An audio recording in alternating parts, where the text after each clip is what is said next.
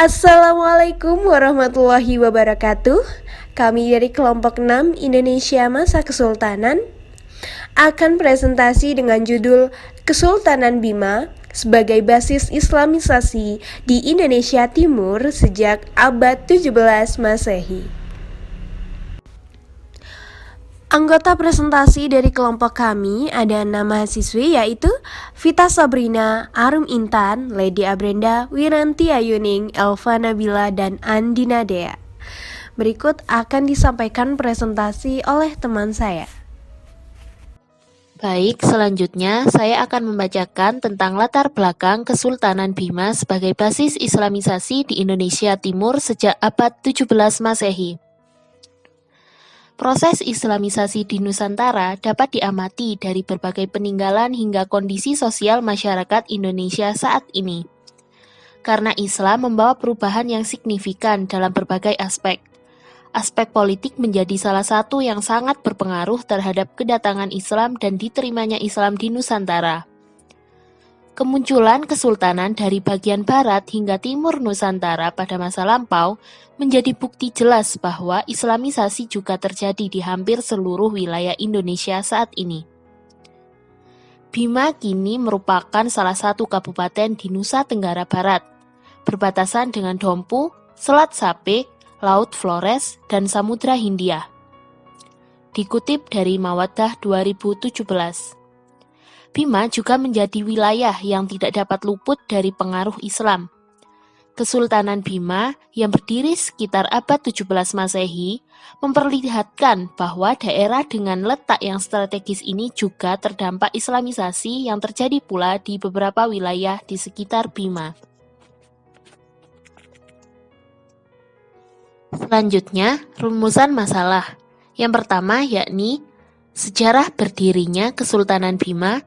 Yang kedua, pengaruh Islam terhadap aspek hukum dan sosial Kesultanan Bima.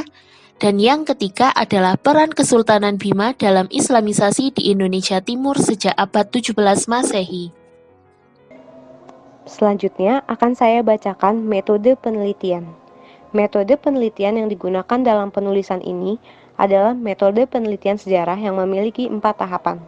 Tahapan pertama yaitu heuristik atau pengumpulan sumber baik primer maupun sekunder. Tahapan kedua adalah verifikasi sumber. Tahapan ketiga adalah interpretasi atau menyintesiskan. Dilanjutkan dengan tahapan terakhir yaitu tahapan penulisan atau baik, dilanjutkan dengan sejarah berdirinya Kesultanan Bima. Masuk Islamnya Raja Lakai pada tahun 1621 Masehi menjadi awal berdirinya Kesultanan Bima. Proses Islamisasi di Kerajaan Bima yang sebelumnya merupakan kerajaan yang bercorak Hindu, lekat dengan pengaruh Kesultanan Goa yang pada saat itu merupakan salah satu pusat kerajaan Islam di Nusantara. Pengaruh Goa secara jelas terlihat ketika Kesultanan Bima menjadi vasal dari Kesultanan Goa, sehingga Bima berkewajiban mengirimkan upeti setiap tahunnya. Hubungan politik keduanya juga nampak dari pernikahan antara Sultan Abdul Qahir dan adik ipar dari Sultan Alauddin atau Sultan Goa yang bernama Daeng Sikonto Putri Karaeng. Selama masa berdirinya, Kesultanan Bima diperkirakan dipimpin oleh 14 sultan hingga 1951 dengan sultan terakhir yaitu Sultan Muhammad Salahuddin. Istana Kesultanan Bima yang kini dialihfungsikan sebagai Museum Asimbojo menjadi saksi peralihan kekuasaan dari sultan ke sultan yang memimpin Kesultanan Bima. Selanjutnya adalah rumusan masalah kedua, yaitu bagaimana pengaruh Islam terhadap hukum dan kondisi sosial di Kesultanan Bima. Pengaruh Islam ini dapat kita lihat ketika hukum secara jelas ditulis dan dikodifikasikan pada masa Sultan Abdul Hamid, tepatnya pada tahun 1797. Sultan memerintahkan untuk mencatat dalam Bosa Ngajikai, yaitu sebuah kitab undang-undang dengan 119 pasal mengenai peradilan, hukum perdata, dan hukum pidana, tata sosial, hingga pertanian. Selain itu, sebuah lembaga peradilan Islam juga didirikan pada tahun 1788 yang disebut juga sebagai Mahkamah Syariah. Dan yang ketiga tentunya adalah diberlakukannya hukum adat atau hukum adat dan hukum Islam di Kesultanan Bima secara berdampingan.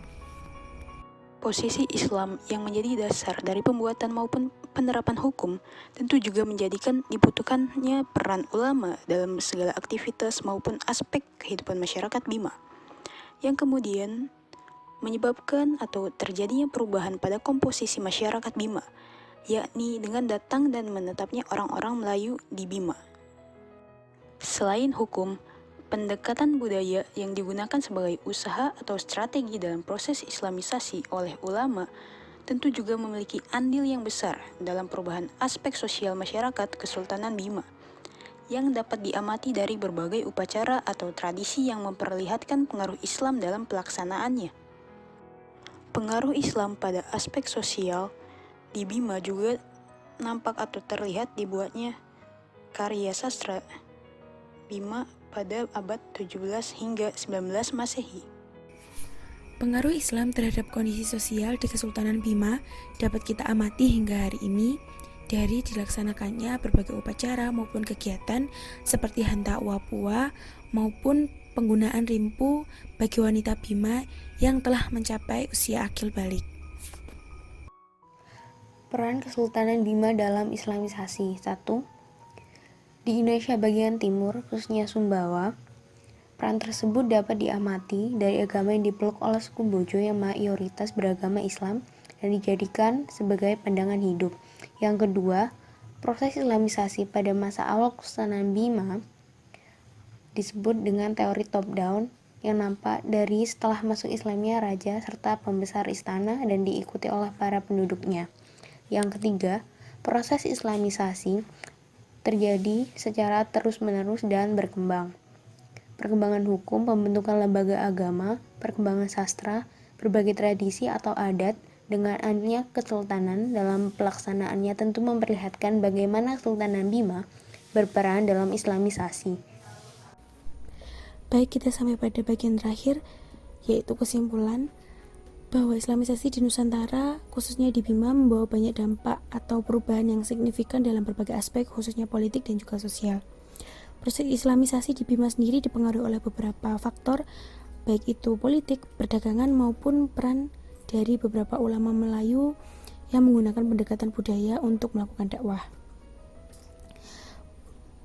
Kemudian, peran dari Kesultanan Bima dalam proses Islamisasi di Indonesia bagian timur dapat kita amati dari berbagai kegiatan maupun tindakan serta kebijakan dari beberapa sultan-sultan Kesultanan Bima untuk melakukan dakwah serta menyebarluaskan Islam, sehingga mengakibatkan sebagian besar dari masyarakat Bima saat ini memeluk agama Islam.